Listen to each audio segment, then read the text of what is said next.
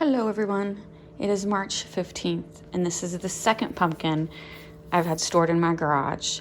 I bought it September 2023, had it out on my front porch until after Thanksgiving, and then I put it in the garage. And I did not wash it or anything. I mentioned that in the other pumpkin video that I didn't wash them.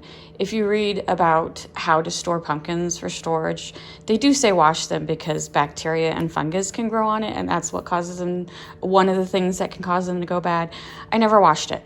I'm not saying you shouldn't wash it, I'm just telling you what I did.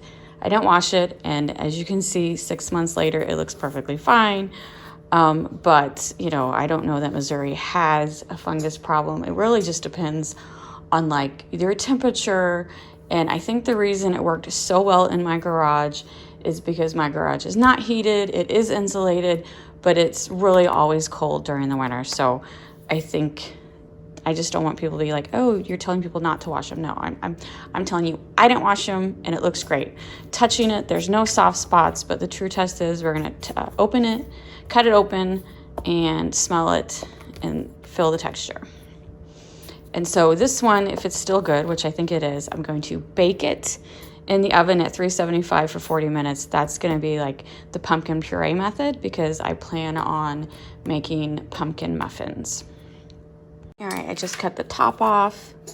It smells good. It smells like pumpkin. It does look a little dry, like the guts look a little dry. They're still wet, but it just doesn't look as, like, say, slimy as it does when you first open it in October.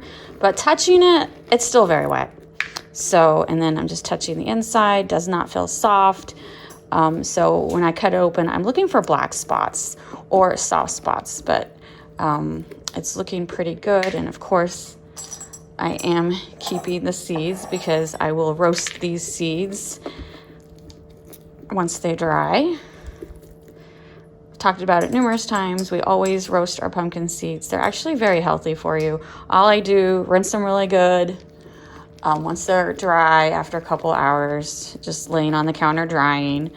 You just don't want them really wet when you put them in the oven because they'll pop like crazy. So once they're dry, coat them in a little olive oil, salt. I just season mine with salt, but you could technically spice it up if you wanted it like hotter.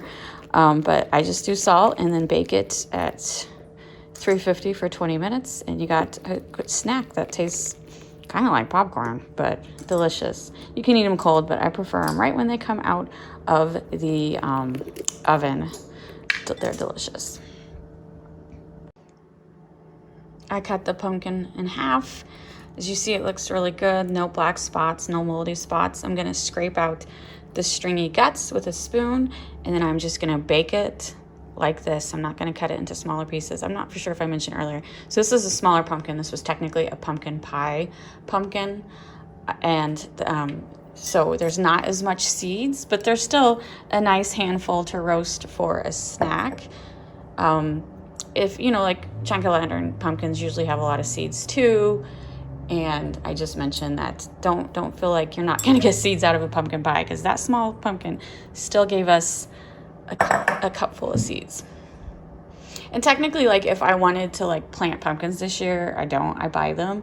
I could just rinse these off and let them dry them and store them to plant. That's just another way, like for your seeds. You don't have to do anything special for them besides just rinse them out and let them dry, and then you can plant them in for pumpkin season. But I do live in a subdivision. I don't have enough space for pumpkins, so I buy my pumpkins every year from a local farmer's market. I bake it on this baking sheet, flush down. In my oven, it's 40 minutes at 375. It could take longer if the pumpkin was bigger. So yeah, I don't pill it ahead of time. I wait until after it's cooked because then this flesh will pill right off very easy, and then I'll chunk it up and puree it, which I'll show that step. But for me, if you're making pumpkin puree for pumpkin pies or pumpkin bread or pumpkin muffins, this is the best way to cook your pumpkin. It's the easiest and you have the least amount of waste. Here's all that's left of the pumpkin skin. It was very easy to peel off in pieces, and then I just pureed the pumpkin with a hand mixer. You can use your blender. You can even hand mash it with like a potato masher. If it's cooked enough, it'll just be very smooth. And now I'm gonna throw all the ingredients together for my pumpkin muffins. Pumpkin seeds are roasted. Robert says they're absolutely delicious. Here's the pumpkin puree I did not use. The muffins are in the oven. So the muffin recipe takes 1 1/4 cups, and so I put that aside for muffins, and there's 1 cup left. And so I just wrote that on there, and I'll use it for a different recipe. So these will go in the freezer for whenever I feel like baking in the summer. All right, pumpkin muffins are done. That recipe made 22 muffins. I'll link the recipe down below. It's a pretty standard pumpkin muffin recipe, but it says, the recipe says 12 to 16. It made 22. As you see, I don't like fill it completely full because I don't like them to be like bubbling over, and it is smaller muffin pan. So if you use one of those bigger muffin pans, you probably would get a lot less.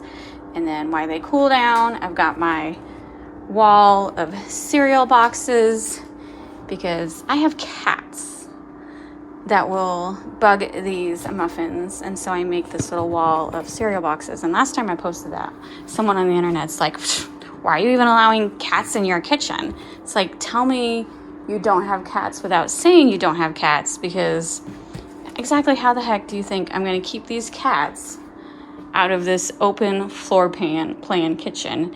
And tell me, anyone, do you have a door to your kitchen? I cannot think of a single house that I visited or grown up in that had a door. So this is how I keep the bad kitties away from eating my pumpkin muffins. And I'll taste test one in a minute. I just want it to cool down. All right, quick taste test. Yes, I put butter on top. Really good. It's March. I know it's not pumpkin season, but it tastes pretty darn good. It's pretty impressive for a 6-month-old pumpkin. Robert, what do you think? Wonderful. He really wants a pumpkin pie. Maybe I'll make him one for Easter.